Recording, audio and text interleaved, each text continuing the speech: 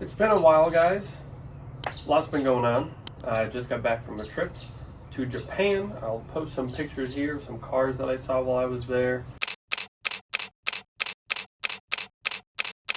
And as you can see, the BMW is now in the carport on jack stands. It's been sitting here for a little while now. I've kind of been putting a list together of everything I would like to do to the car this winter. But while it's been sitting and neglected by me, I would randomly just dump power steering fluid, and I didn't really know where it was from, but as I was putting it on jack stands, it's coming from the power steering rack. So it needs a new rack, and we're going to do an upgraded rack to a Z3 rack, which I believe is plug and play. I might need to do a little bit of adjusting with the steering wheel, column input, all that sort of stuff. The other main issue is it's leaking fuel again. I did temporary fixes, and I should have done this all the first time, but I didn't. But it's leaking from where I made repairs with rubber hoses, and rather than going back with more rubber hoses, I'm just going to redo all the gas lines. I think means I have to drop the tank again, which I think means I have to drop the rear subframe again. Not looking forward to that. Other things we got on here are, to go with the fuel system, there's an expansion tank that goes in that wheel well, and I thought I could delete it. Now when I take a right-hand turn, it dumps a little fuel over there. So we're gonna figure that out. We're going to get rid of the charcoal filter system on this vehicle, bypass that. And then we got some rust repair. I have a shift knob for it and some shifter boots, so just a little bit of some accessories. I'm going to be swapping out the radio, as I got a new one while I was in Japan. Engine overhaul.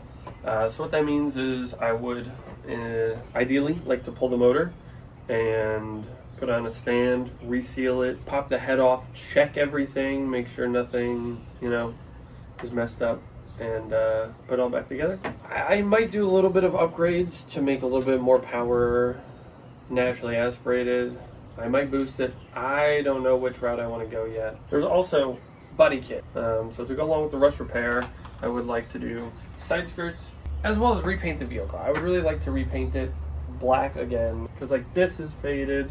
There's some issues here, some issues on the hood, issues with the trunk. There's a few things. So I had it for a while now. I fixed it, enjoyed it, and now back to fixing it completely. I don't really know where to start with this. There's a lot of things on this, or there's a lot of things I want to do with the car that's not on this list. So that's why I will be adding them periodically as I find more things that need to be taken care of. So this will be a very long running series.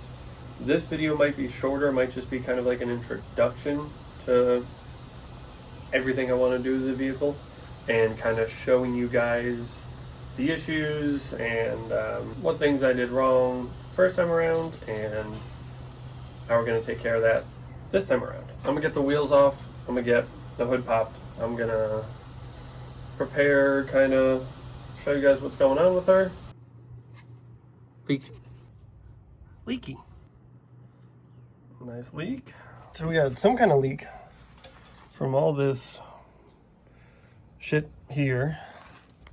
Also got a leak from over there. It doesn't look like I have to drop the tank to replace these lines, so that's good. Also got to deal with the exhaust.